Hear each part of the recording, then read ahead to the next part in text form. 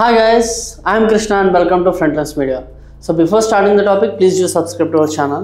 And topic loki velte entante today is a very important topic.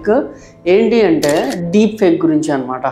So deep fake anangane manaki first gurtoche video enti ante Rashmika Mandana garu lift lo veltunattu manaki koncham చూపించారు కదా కొంచెం ఏదైతే adult content లో చూపించారో ఆ video మనకి first mind లో వస్తుంది. తర్వాత అందరూ కూడా ఇనిషియల్గా అది రష్మిక గారే అని అనుకున్నారు. కానీ తర్వాత ఏమైంది అంటే అది కాదు, అదొక డీప్ ఫేక్ వీడియో ఎవరో ఎడిట్ చేసి పెట్టారని చెప్పేసి అతన్ని అరెస్ట్ చేయడం అనేది జరిగింది వితిన్ 24 hours. సో అప్పుడు అర్థమైంది ఏంటంటే ఇలాంటి ఒక డీప్ ఫేక్ వచ్చేసింది అని చెప్పేసి. ఇప్పుడు కనుక మనం చూసినట్లయితే కొత్తగా మీరు సోషల్ మీడియాలో ఎవరైనా గమనిస్తే పుష్ప సినిమాలో ఏదైతే గంగమ్మ తల్లి సాంగ్ ఉందో అది అయిపోయిన తర్వాత రష్మిక ఒక సైడ్ అండ్ అజయ్ గారు ఒక సైడ్ ఉంటారు. వాళ్ళిద్దరు మాట్లాడుకునే సీన్ని వాళ్ళిద్దరు ముద్దు పెట్టుకునే సీన్లా రీక్రియేట్ చేయడం అనేది జరిగింది. సో ఇక్కడ అర్థమవుతుందా మీకు అంటే సో దీన్ని బట్టి మనం ఏం అర్థం చేసుకోవచ్చు అంటే ఎవరిద్దరు పర్సన్ అయినా వాళ్ళు ఏ పనన్నా చేయని దాన్ని ఈజీగా డీప్ ఫేక్ అంటే ఏఐని యూజ్ చేసి వాళ్ళిద్దరు చేస్తున్నది ఏ రకంగా అయినా కూడా మనం చేసేయచ్చు. ఒక పర్సన్ ఏం చేస్తున్నా కూడా ఈజీగా ఎడిట్ చేయొచ్చు, చాలా కామన్ అయిపోయింది. ఒకనొక టైంలో ఇలాంటి డీప్ ఫేక్లు అనేవి వచ్చాయి. అంటే మనం కొంతమంది చూసాం, కొంతమంది యూట్యూబర్స్ ఇలాగ దొరకడం అని చెప్పేసి చూసాం. కానీ అలా దొరికినప్పుడు ఏంటి అంటే మనం అందరం దాన్ని చాలా వరకు నిజాము లేకపోతే వాళ్ళు చేశారు లేకపోతే ఇలా చాలా డిస్కషన్ అనేది జరిగింది.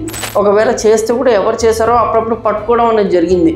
కానీ వాళ్ళు వేరే కంట్రీలో ఉండి లేకపోతే ఎక్కడెక్కడో కొత్త కొత్త టెక్నాలజీలు కొనుక్కొని చేసేవాళ్ళు అనమాట. ఇప్పుడేమైందంటే మనం ఒక ChatGPTని ఎంత ఈజీగా వాడతామో అంత ఈజీగా ఇలా డీప్ ఫేక్ చేసేయగలం అనమాట. అంత కామన్ అయిపోయింది ఇలా చేయడం అనేది.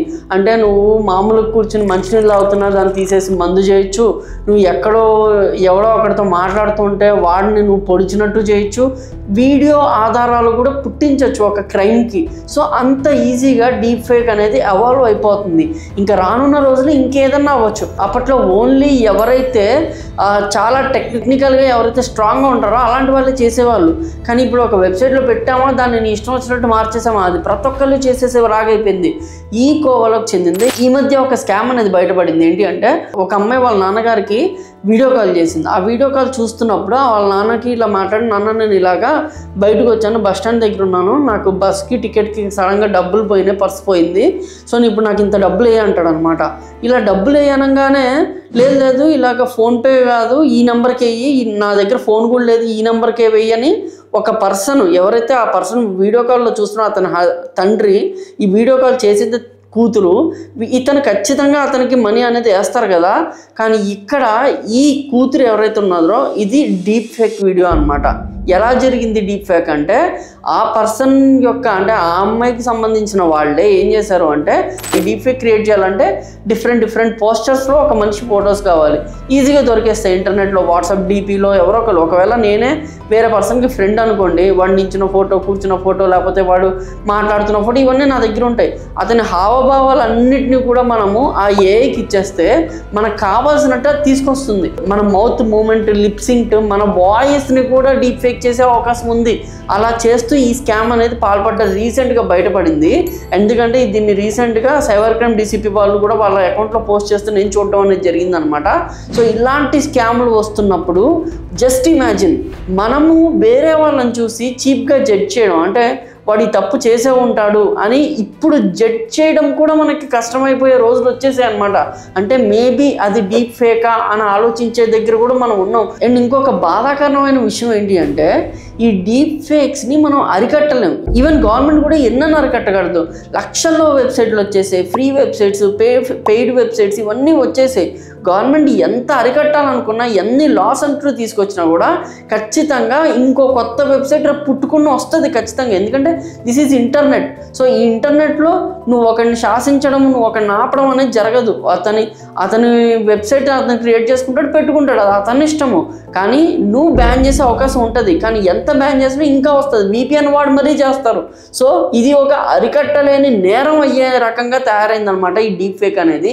నాకు అనిపించేది ఏంటంటే రానున్న రోజుల్లో ఈ డీప్ ఫేక్ని యూజ్ చేసుకుని ఒక పర్సన్ ఎక్కడో మర్డర్ జరిగితే వేరే ఎవరో పర్సన్ కూడా ఇది చేసింది ఇతనే అని ప్రూఫ్స్ సృష్టించే అవకాశం కూడా ఉంది. దీన్ని స్క్రూటినీ చేయడానికి ఖచ్చితంగా ఒక కొత్త లా అనేది రావాలి. అండ్ ఆ లా కూడా ఆ డీప్ ఫేక్ ఒకవేళ డీప్ ఫేక్ చేశారనుకుందాం, దాన్ని ఎలాగ ఒరిజినల్ వీడియో త్వరగా తేగలరు, దాన్ని ఎలాగ మనం డీప్ మార్ఫ్ చేసి ఒరిజినల్ వీడియో తేగలం అనే ఒక టెక్నాలజీని మనం సృష్టించాలంటే వాళ్ళు ఒక హ్యాకర్స్ అనుకుంటే ఎథికల్ హ్యాకర్స్ కౌంటర్ పార్ట్గా ఎలా అయితే ఉంటారో ఒక డీప్ ఫేక్ ఏ వీడియో ఎవరైతే సృష్టించారో ఆ డీప్ ఫేక్ ఎగెయినెస్ట్గా దాని ఒరిజినల్ వీడియోని తీసుకొచ్చే టెక్నాలజీ కూడా ఖచ్చితంగా ఉంది. సో ఆ ఖచ్చితంగా ఉన్న టెక్నాలజీని కాలేజ్ లెవెల్స్ నుంచి, స్కూల్స్ లెవెల్ నుంచి, లేకపోతే ఇండస్ట్రీ లెవెల్ నుంచి ప్రమోట్ చేస్తే ఇలాంటి క్రైమ్స్ అనేవి ఆపగలిగాం అనమాట. లేకపోతే ఏంటి అంటే రానున్న రోజుల్లో ఒకరికి కనెక్షన్స్ పెట్టేయచ్చు, లేదా ఈయన ఆడే మర్డర్ చేశారని ప్రూవ్ చేయొచ్చు, ఒకళ్ళు ఇంకొకరితో సెక్షువల్గా పార్టిసిపేట్ చేశారని చెప్పుకోవచ్చు, ఇంకా ఏమన్నా చేయొచ్చు దీనివల్ల.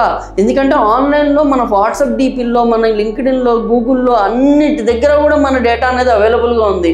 ఎక్సెప్ట్ మన వాయిస్, అది కూడా ఏంటి అంటే మామూలుగా అందరి వాయిస్లు కూడా అవైలబుల్గానే ఉంటాయి. మీ ఫ్రెండ్సే చేయొచ్చు, ఏదో ఎవరికి తెలుసు, మీ ఫ్రెండ్కి మీ వాయిస్ ఉంటుంది కదా, సో మీ ఫ్రెండ్సే చేయొచ్చు. సో ఇలాంటి ఒక దౌర్భాగ్యమైన సిచ్యువేషన్లో మనం ఉన్న ఈ డీప్ ఫేక్ అనేది కమింగ్ జనరేషన్స్లో ఒక బిగ్ థింగ్, ఒక బిగ్ క్రైమ్ని జనరేట్ చేసే అవకాశం ఉందన్నమాట. సో ఇలాంటి వాటి మీద గవర్నమెంట్ ఖచ్చితంగా చర్యలను తీసుకోవాలి. రెండోది ఏంటి అంటే మనము యాజ్ అన్ ఇండివిజువల్ ఒక మర్డర్నో, లేకపోతే ఇంకేదన్నా సెక్షువల్ యాక్టివిటీనో, లేకపోతే ఇంకా ఏదన్నా చూసినా కూడా వెంటనే జడ్జ్ చేయకుండా we should think about rational. ఆ పర్సన్ ఎలాంటి వాడు, లేకపోతే చేశాడు లేదా, ఏదన్నా కోర్టు దగ్గరకు పోలీస్ స్టేషన్లో ఉంది అది బయటకు వచ్చేదాకా మనం కూడా సమయం అన్నది పాటించాలి. పాటించిన తర్వాత నిజం ప్రూవ్ అయితే వాళ్ళని అప్పుడు మనం నిందించవచ్చు. ముందు నుంచి కూడా ఒక పర్సన్ నిందించడం లేకపోతే ఇంకేమన్నా చేయడం అనేది రానున్న రోజుల్లో ఇంకా ఎక్కువ అవుతుంది. కాబట్టి సో ఇలాంటివి చేయకుండా ఉండాలి, మనకు కూడా కొంచెం రేషనల్ థింకింగ్ అనేది రావాలి అని చెప్పడానికి ఈ వీడియో చేయడం అనేది జరిగిందనమాట. So if you like this video please to subscribe to our channel and I'm Krishna signing off.